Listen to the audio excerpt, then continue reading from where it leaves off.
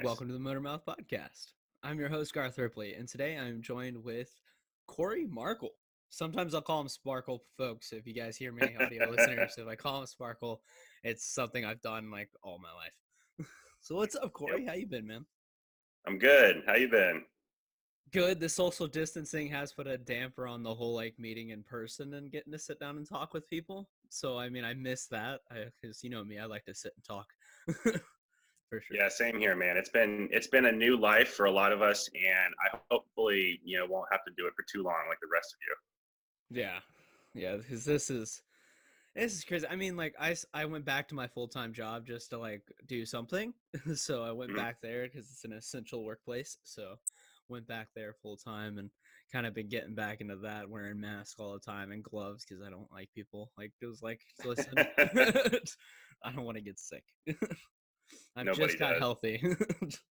I actually just went to go get donuts with my fiance, and I wore a mask because now that's like the expected thing to do. It's Oh kind of yeah. weird, and I got to say, man, I do not like wearing a mask. It is not comfortable at all.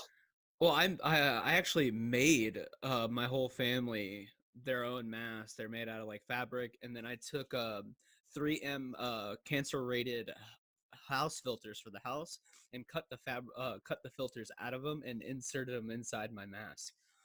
So they're actually rated filtered mask. Wow, awesome. Yeah, I made a Batman one for me, of course, and then my little sisters, they both got like unicorn rainbow. Dad got an American flag, and so did mom. I'm surprised you didn't make yourself a Joker one. I was thinking about it, but like there's like no really good Joker looking fabric, so I was like, I'll go with this Batman one. Well, that's the thing about Joker. He uses his own like materials. He doesn't have like a prorated fabric. It's just like Bobo purple and green stuff.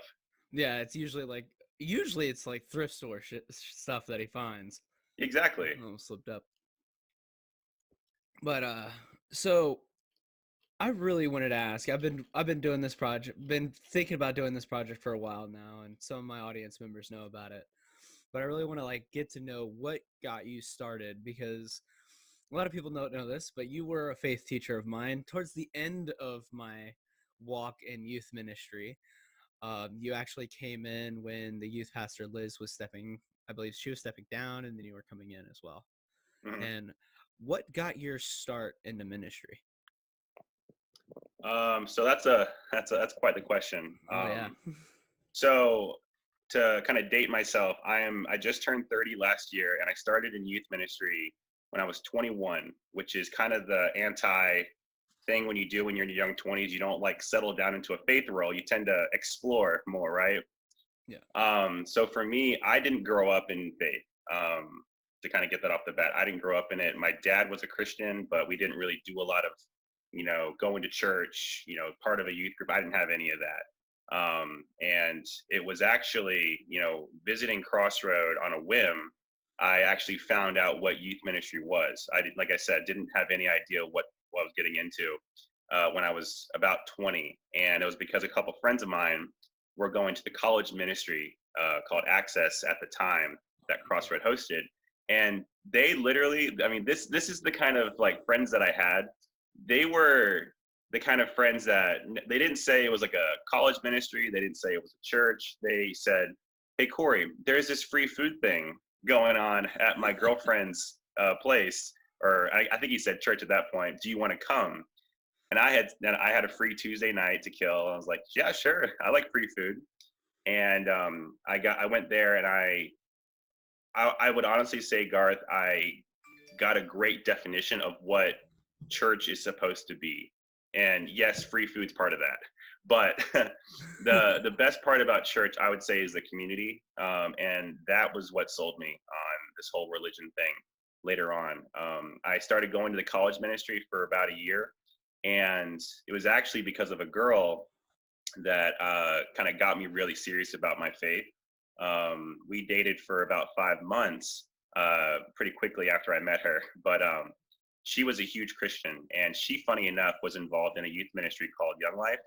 And I'm not sure if you or anyone who's listening is aware of what Young Life is, but it's like a youth Sounds ministry familiar. that doesn't, yeah, but doesn't belong to a church. It basically operates outside of churches, but almost to support churches. My church, Crossroad, actually just started like partnering with a Young Life last semester, and it's really great because it reaches the teenagers in schools directly. And for some who don't go to a church, it's their opportunity to get to learn about the Bible and still do all the fun youth group things and trips and whatnot together. But anyways, going back to where I was when I was 21, I met this girl. She was part of Young Life, and because she was, super great, and I thought, man, I got to impress her. Of course, I would say yes to everything. It's like, yeah, absolutely, that's cool. Absolutely, I would love to help out with Young Life. Yeah, Absolutely, absolutely. That's what you do when you're a guy and you don't think you've got a lot going for you. You just do whatever you can to impress her. for sure. And that worked for a little bit. And she For was sure. amazing, and it got me really pumped. And I got to meet a bunch of cool students. And this is not at Crossroad. This is just in Young Life. I got to meet a lot of cool teenagers and get to hear their stories. And it made me really happy that this kind of ministry thing for teenagers existed. And going back to Crossroad, going to this college ministry still, I was like, wow, I love that this college ministry is kind of like that Young Life thing. Now, funny enough, this is where I believe God started, knocking on Corey. A friend of mine named Nelson, and you know who Nelson is, right, Garth? Nelson Cowan. Yes, I love Nelson. Nelson, I he's a love pastor now. Nelson. Crazy, he's a pastor, but back then he was just another college guy, and he noticed that Corey was very outgoing and very social and very goofy, and still kind of am. But he told me that, Oh, for Corey, sure. you should really consider youth ministry. If that's something you've never tried, you should really do. I think you'd be a natural. And I said, oh, you mean like Young Life? That's all I knew about youth ministry. And so he Mhm. said, well, yeah, but there's also the youth ministry here at Crossroad. And I kid you not, Garth, it was this whole like, are you serious? That exists here? You have youth group? And I remember he said, yeah, I actually volunteer on Sunday nights. They have a really great gathering of students and leaders, and it's really fun. I think you'd love it. There's free food as well. And I was like, okay, well, I'm already sold. It sounds great. And the next It's free Sunday, food. It keeps pulling I you in. I mean, that's ministry, isn't it? That's how you get started. Oh Just yeah. get food together, and people will join. But so the Oh next yeah. Sunday I went, and Nelson, he actually was one of the singers in the band for the youth ministry at the time, and he introduced me to Liz, who was the youth director at the time. And Liz was really cool. She was like, "Oh, how? Yeah, Nelson told me about you. He told me to expect you. I'm really glad you're here. Just observe and hang out." And I believe you were there. I know Caleb was there. A lot of Yeah. other students that in your class were there. I remember Katie Scott. I've told her this, and we reminisce about this all the time. But you remember Katie Scott, right? Of course. I think she was in. Was she in your class or? She is a year below me. She's with Okay, Will, so there we a go. year Yeah, below. Yeah, a year she. below. I remember it was her and a friend of hers.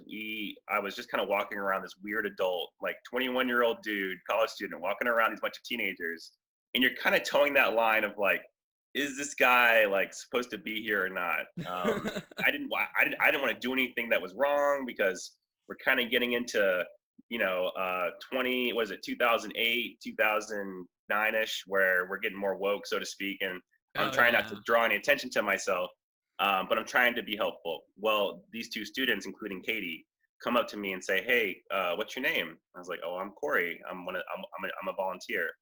And she's like, great, do you want to do you want to kick the ball around? And I was like, okay, what does that even mean? And it wasn't kickball, it was just they had a ball, and they were in the hallway right outside the main room, which was the connection center. And we were right outside the room, and we had a nice little rubber ball, and they were just passing it back and forth, and we would ask each other random questions. And funny enough, Garth, that was like all I needed to realize, like, wow, these are people. These aren't kids. These are people who have personalities, that have lives, and they're here at this church that I've been going to for a year, collecting free food for myself and bumming off of them for social life. And I realized these kids have value. These kids have a purpose, and they are coming to this church maybe because they're bored, maybe because their friends are here, maybe it's free food as well. But boy, there's such an opportunity in them to grow and to mature and to get into impress upon people these new values that I was discovering, and these kids were doing it to me. And ultimately, Garth, even though the thing with the girl that I was seeing at the time kind of fell through pretty shortly after I started going to this youth ministry at Crossroad, I kept on going. Yeah. It was actually during a small group, Garth, and I'm pretty sure you were there. James was leading it, James McCafferty, and James had posed a question about like, why do you think God brings you to youth group? And I me remember being this. 21, like I'm not a teenager, this isn't for me, but I was in the group with you guys, and I remember answering, I don't know, but I'm glad he did. I've been through some things already in my young faith life. I wasn't, fully committed until I started coming here, and it was because of you guys, the students, the adults, giving me a chance and treating me like someone who has value. It made me so much more excited about my life, and it made me understand God in a completely different way. And it just kind of paved the way for Liz ultimately asking me to step into her shoes. Yeah. Do you do you remember like that? Do you remember that conversation? Was it like a moment for you? Like with Liz. Yeah, when you were asked like, "Hey, you're gonna be taking this over," like, was that a moment like you knew like, "Oh wow." It's funny, Garth. At the time, it wasn't even a thing, but I had thought about it a lot. Like I had thought about I had not expect Liz to step down anytime soon. Remember after she had Ella, it was like everyone was kind of thinking about it and stuff, but she was committed. She was all into it, and so I was like, yeah, I'm not gonna plan anything. But that made me think, like, well, what if? Yeah. What if I did? I remember on that mission trip with you guys at New Orleans. Oh my I god. was essentially the interim youth director for you guys, and it was such an exciting opportunity. And I remember freaking out every day, like, holy cow, I'm going to get these kids killed or lost or kicked out of a Walmart. We're going to get this I is going to be hate crime. horrible. Yeah, yeah, yeah. Hate crimes. It's crazy what I was in charge of and what actually happened on that week that we were out in New Orleans. But I remember thinking, you know what, I could do this. Like I could figure it out, and I think I would really enjoy it. And it was funny enough. It was a year later, Garth. It was a year later. Liz's baby was a year old now, and she came up to me during the week, and I had actually been hired as the assistant to the youth director, kind of like the Dwight Schrute to the Michael Scott of the youth I ministry. was just about to say the Yeah, Dwight Schrute. yeah, and she pulled me aside, sat me in her office, and she said, "How's it going? Everything going great? Okay, great. I have something to ask you." Um, she had basically said, "What would you be interested essentially in doing in being a youth minister?" And I said, "Yeah, eventually." And so I think it was the same meeting or it was a different meeting, but shortly after that, Lance, who you're going to have come on another time, Pastor Lance came in as well, and the two of them sat with me and they said, "Corey, we want to offer you this new opportunity." And Liz said that she was considering moving to a different position at Crossroad, which would be a full-time role for her. Couldn't do youth ministry anymore, and they needed a youth director. And Garth, I remember to this day, I remember crying in Liz's office of happiness. I remember crying Oh wow. because I didn't feel worthy because it was such a like I'd like like glorified it, dignified it to something that I just could not attain, and at the same time feeling yes, absolutely, absolutely, yes, yes, yes, yes, yes, like a kid on a Christmas morning, just going like so much emotion all at For once, sure. and it was something that I just had to absorb. I remember shortly after, obviously accepting it, Liz told me that, hey, okay, there's a process to this. We're not gonna like do it immediately. We're gonna like basically let it happen, Yeah. and then we'll tell the kids at the same time. And that night, Garth, were you there when Liz announced it? I believe I was. Yeah, This was it was. a while ago. Oh, I mean, it was just a decade or something ago. She Yeah, just a decade. I know it's no big deal. Oh She wow, well, I she can't believe. basically pulled everyone aside at the end of a Sunday night because we're all up in the youth room now, and we just finished up everything. And she's like, "Okay, I have a special announcement." Everyone's sitting down. I'm sitting with the kids, which is just what I did. Now, this is when we have already established that Corey Markle, me, I'm going to be the new youth director, but we're going to announce to the kids tonight. So I'm just like sitting there, like, let's see what they think. because Yeah. I'm like waiting for them to like express how they truly feel about I, Corey. This is the moment. I don't think I And was. I think this. okay. I don't think I was because I think I was just. I think that's when I was asked to hey start taking your break. Oh, right. It was during the Yeah. summer, and when seniors graduate, they get the summer, but then they start like, okay, take a little while. Yeah, exactly. Yeah. So she basically told everyone. Hold on. There we go. She basically told everyone like, so it's been great. And she had been doing it for about 5 years, and she basically let everyone off easily and said, "I love you guys, and I'm excited for what's to come. But as God would have it, I have something new I need to step into, and that means I'm no longer going to be your youth director." Yeah. And a lot of the kids, and when I say a lot of the kids, every single girl just started like crying Oh yeah. because I bet. this is their female mentor, this is their like pseudo mother figure to some of them, this is like their best friend. They're just emotionally destroyed. A lot of the guys who really were close to Liz at the time were also very like concerned. Now of course me over here, I'm like, I know what's going on, I ain't scared. But I'm also like trying to be sensitive to the moment. For sure. She then says, but Crossroad has worked out a plan, and we've actually asked Corey to step up and become your new youth director. And I don't think there wasn't this gush of like praise or cheering, which I think Standing in my ovation. yeah, in my deep like super ego, I think I was hoping for something, but I just knew in reality it wasn't going to happen. But that obviously didn't happen. It was kind of a like, oh, well, that makes sense. For sure. And I remember Liz. That's when it became real. I could see it in her face because Liz didn't really show a lot of emotions when she needed to be strong.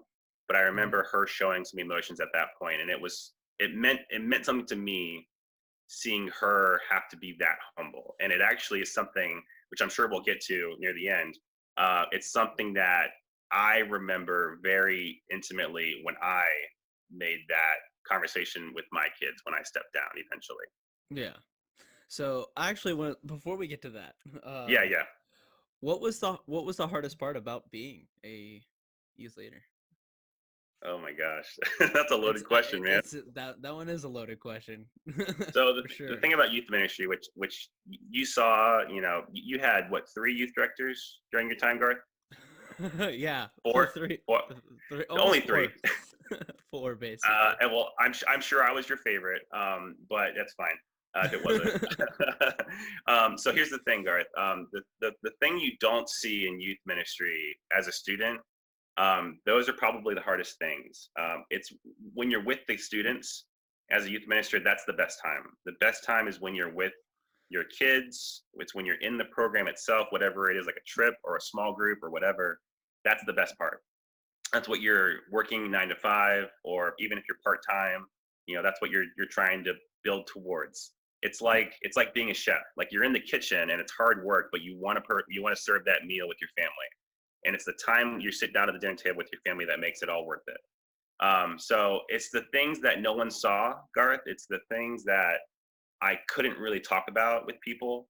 Those were the hardest things. I Yeah. remember spending a lot of late nights in my office, um, feeling, and I'm going to preface this with, I don't hold any resentments to anyone. I don't have any kind of like problems with anything.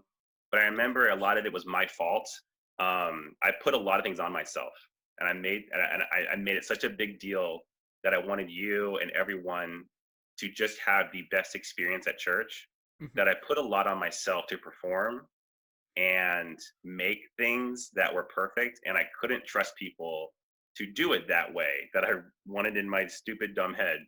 And the hardest part was realizing it doesn't need to be perfect, it just needs to be real. So it took you to really learn the church's motto. Yeah, imperfect. Imperfect. Crossroads all about imperfection, and understanding that it's not us who needs to be perfect, it's God who already is. And for us to embrace our imperfections, it actually builds the community more authentically than ever. And I was constantly learning that, Garth. I mean, I'm the first one to preach about it, trust me. Yeah. But when you practice it in your office at 10 o'clock at night, trying to put the sermon together, you need someone else. You need a friend. You need a trusted friend to tell you that's enough. You need to go home. You need to put it down I for the night. Yeah. What's funny, I'm going to kind of indulge a little bit on my personal life here, if that's all right. Go ahead. Um, what was hard in youth ministry was finding a balance between work and life, like everything else. I loved my life as a youth minister, and I developed so many relationships with students and adults and friends because of it.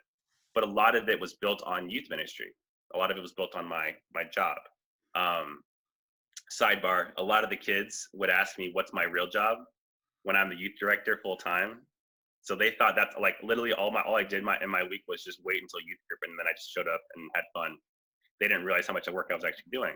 So, Yeah, anyways, back to what I was doing. So, my personal life, I would spend a lot of time doing prep for youth ministry, doing meetings, traveling to students' functions and games, and Mr. Ugly pageants. Um, oh yeah, and just being there for the students in a lot of ways, and the parents and families, to where a lot of my personal life got benched. I wasn't very available to my family. I didn't really have a very good consistent personal life when it came to dating or keeping up with friends outside of church. And um, funny enough, it was actually who I'm engaged to now. It's been more and more put on me that, wow, like this is what it means to have a healthy relationship in your faith and in your personal life. I was making my job almost my most significant thing in my life, and that was something that I did to myself. It was not Crossroad. It was not any church or student. And I think the hardest part was that I didn't include people. I didn't include my personal friendships into the struggles of my daily routine. I had just made you know student ministry this golden calf, this idol. And I know that's like really kind of dumb for someone who is in charge of leading students in faith conversations yeah, to say that I struggled in something that is very obvious. But I think that's a normal, not that it should be okay, but that's a very typical thing. Faith leaders struggle in a lot of ways to say one thing and then also listen to themselves when they're struggling with that same thing. And that's because we need someone else to preach that to us. We need someone to model that for us. for sure. So developing friendships became more and more of an important thing for me as I got older. Like I said, I just turned 30 last year. It really wasn't until I was about 27 or 28, Garth, that I started actually, investing time into relationships outside of church and youth ministry. And I remember, you know, feeling tugged every now and again when a student would text me, at 9 o'clock at night and say, "Hey, are you coming to my game tomorrow?" And I would think to myself, "Dang, I just said I was going to go."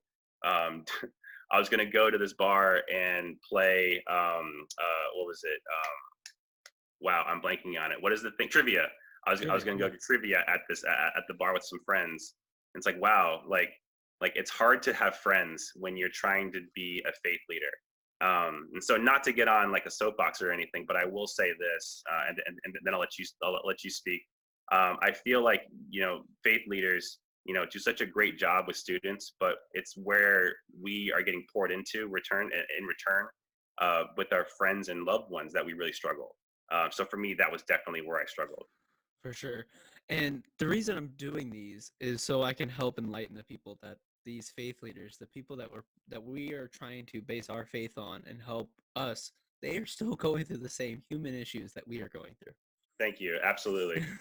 And that's really what I want to do with this whole series of interviews that I'm going to be doing is I want to express to people that these are still people. These are still people that have thoughts and that are still going through a lot of things because people don't realize that you could make one comment about one thing and then like the church could look at you so totally differently and about anything. So I mean like just it's it's a different world when you come to faith and like people because when people look at faith teachers they think oh they're not doing anything wrong because they're preaching the faith. And I just want to like enlighten people like no they're still humans and they're just here to help us with the same travel that we're all on, the same path we're all walking. It's just human Right. life. Well, I mean, look at like doctors right now. I mean, just because they are providing healing, that doesn't mean they're not also susceptible to the same, ailments and viruses that are Yes, coming in to get relieved from. And so they need that protection. They need that safeguarding as well. So faith leaders are, by no means am I comparing them to as equals, but I am saying that there is a similar self care that's necessary because for of our own humanity. for sure. Now, so we got that little hard part. Now, favorite, one of your favorite memories. Oh, Favorite, that's actually like, even harder. That's even harder. right? You gotta say New Um, Orleans was pretty good. That whole mission trip was a great experience.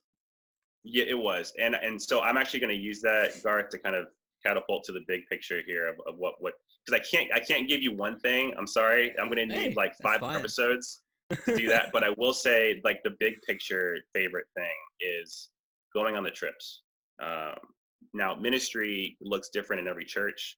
The way we teach to students looks different. What I learned after the first 4 or 5 years of doing youth ministry full time, I realized it's the time we have with the kids that's the most valuable resource we have. It's not the program, it's not the curriculum, it's not the stupid games we do, or which are always great, or the weird messy games or whatever. Those are cool, but what matters the most is the time we have with the kids. And you got that the most on the dedicated trips away from home, most of them overnight trips, some of them a whole week. Um, those were the best times for ministry and for me. It got a lot harder for me only because I started realizing, you know, I need to do this with my friends because I'm having so much fun with these students. Like, dude, why am I not going hiking with like my actual like other 28-year-old friends more? I love hiking and I love hiking with these students, but they're like 15 talking to me about their girlfriend problems and whatever. And I'm like, bro, I'm well beyond this kind of like conversation in Yes. my adult life. Let me find this in my other my real life. So I would say the trips, Garth, like definitely, that New Orleans trip. What was it, like 2000, maybe 2008 or 2009? No, that's my high school.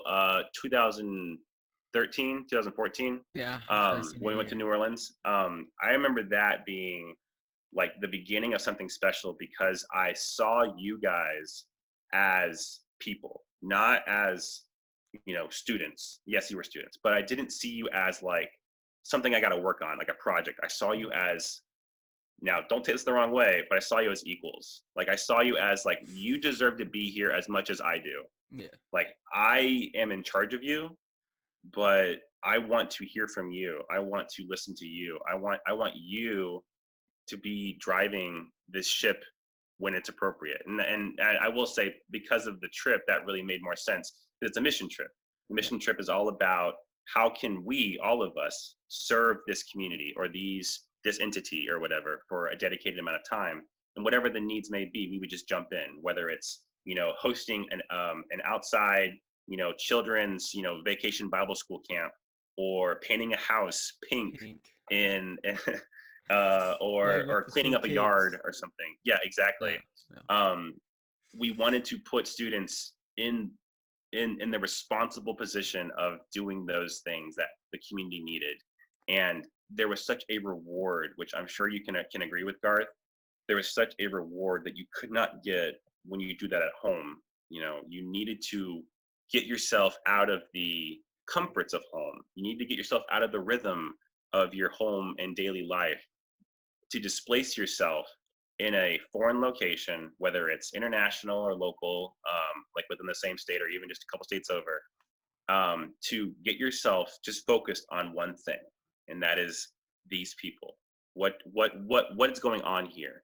What are their stories, and how can I be a blessing, not a burden to them?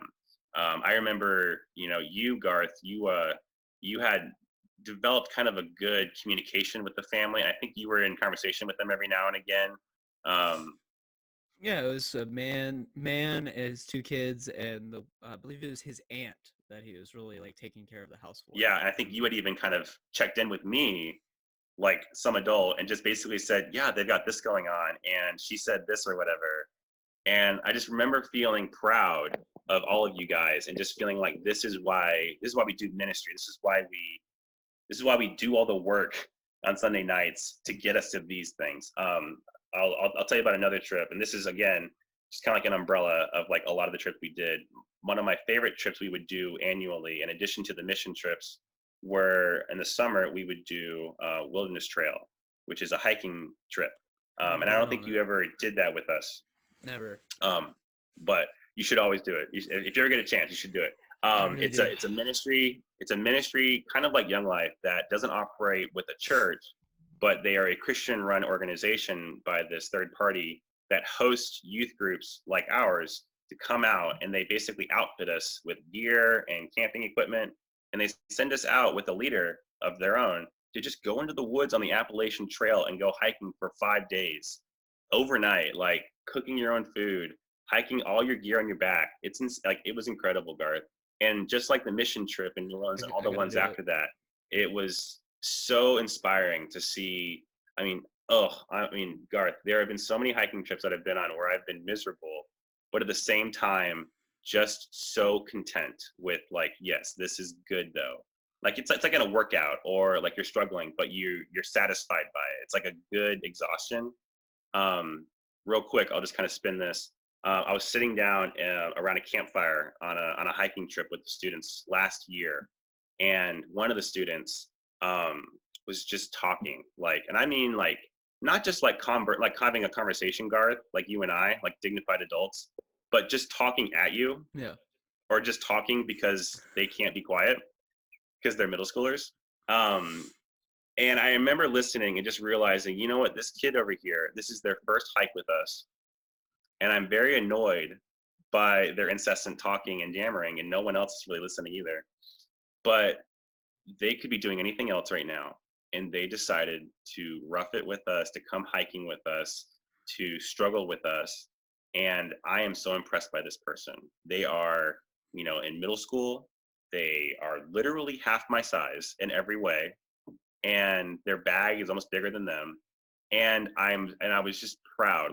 Like yes, I was exhausted and I didn't really want to listen to them talking more, but deep inside I was just proud of like, wow, I am so happy that I work in a ministry that through all the things, through all the political, through all the, doctrines, through all the, theology, kind of thing set aside, we are doing a thing where we are putting students in the real world. We're putting them in hard, difficult things, and we're teaching them what's important in life. And what's important in life is understanding who we are made from, who we're made in the image of, and how we should be interacting with other people.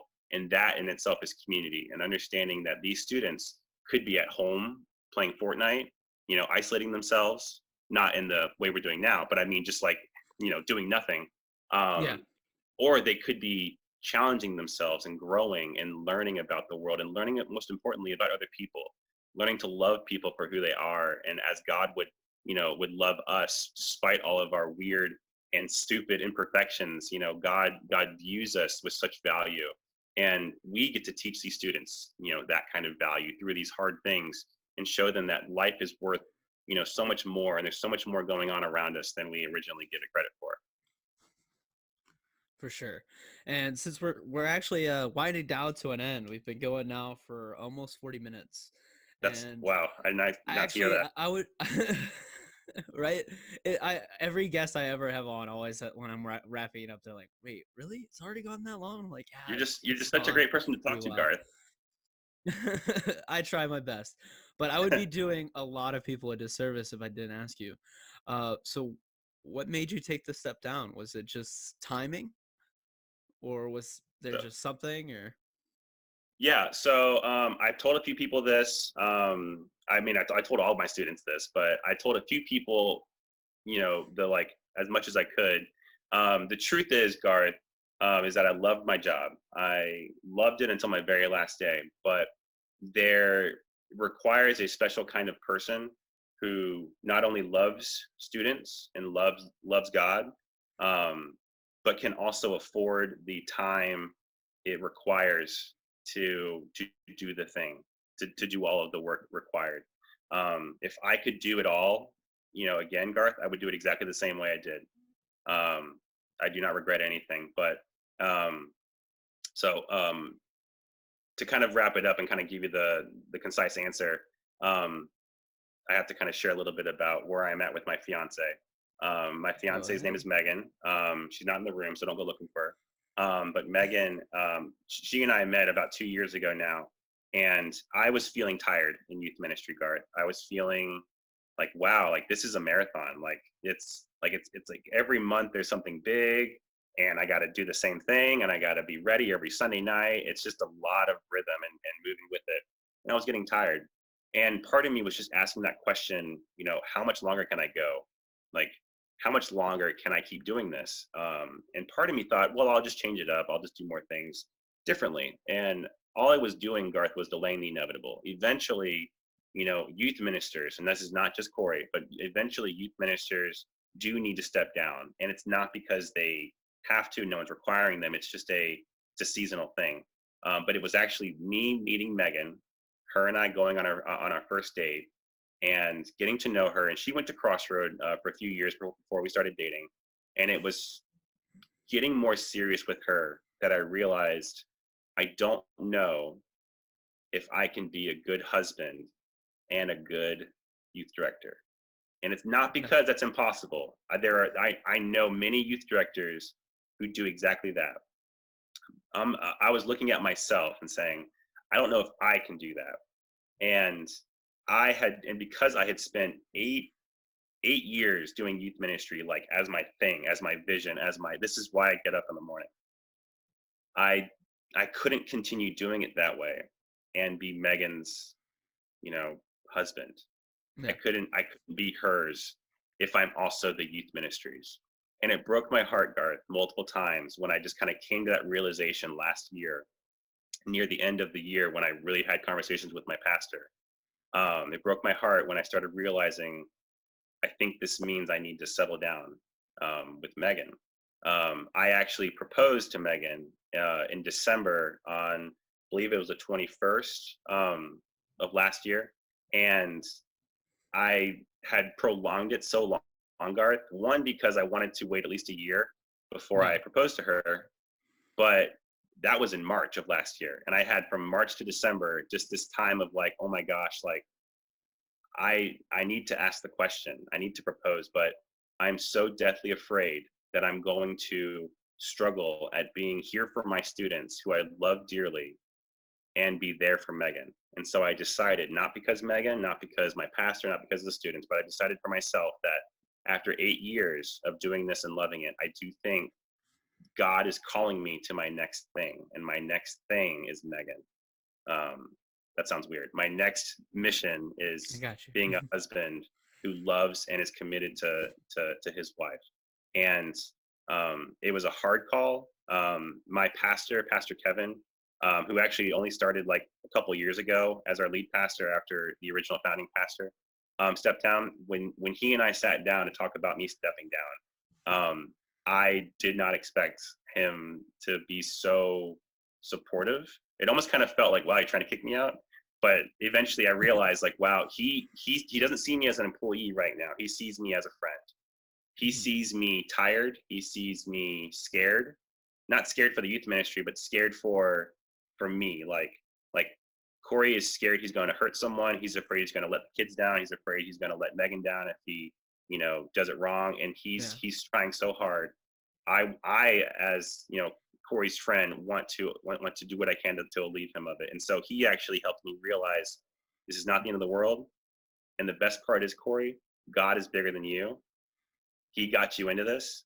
He can get someone else into it, and he can take care of you as you and Megan get settled into your new life together. And that conversation was like an hour and a half long. It was not the first, or it was not the last conversation we had about it. But eventually, he gave me Christmas break to kind of think about it, like pray about it, and like talk to my family about, is this really what you want to do? And so after talking to Megan a lot, praying with her, and talking to my immediate family about it too, it just kind of became more and more of a real thing. And eventually, we made the announcement, just like that conversation that Liz had, with the other students and me in the room. I had that conversation with my kids 8 years later, and it was such a real moment, Garth. It was such a real like scared but proud moment because it's like a reverse graduation. You're Oh like yeah. you go to watch your kids graduate, but it's actually you who's graduating or something, and they're all crying at you, and you're like, oh no, now I'm crying. It was such a sad but happy moment, Garth, because all 8 years, even you and students who weren't there, it just became very real for me because I wasn't going to get to do this thing anymore.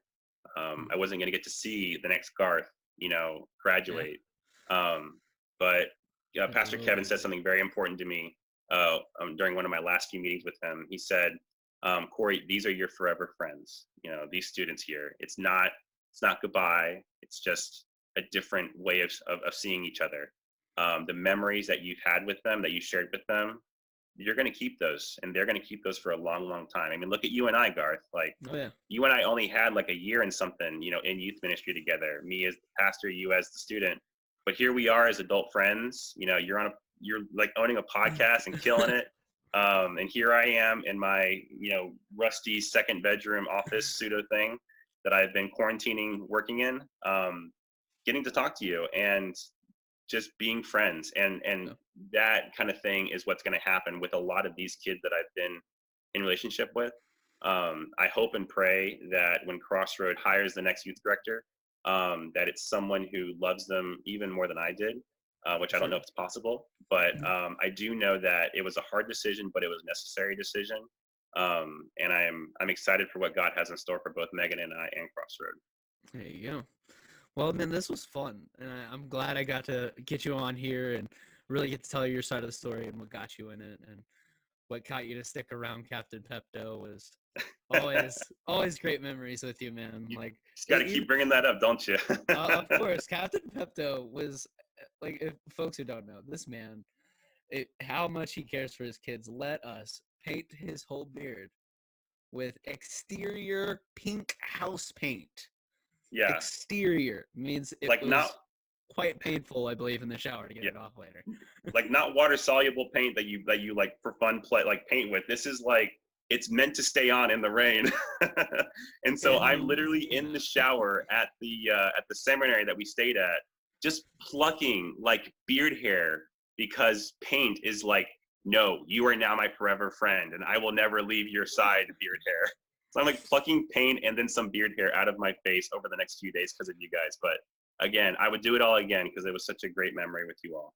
all right, man. Well, thank you, man, for being on. We're gonna go ahead and we're gonna end this up.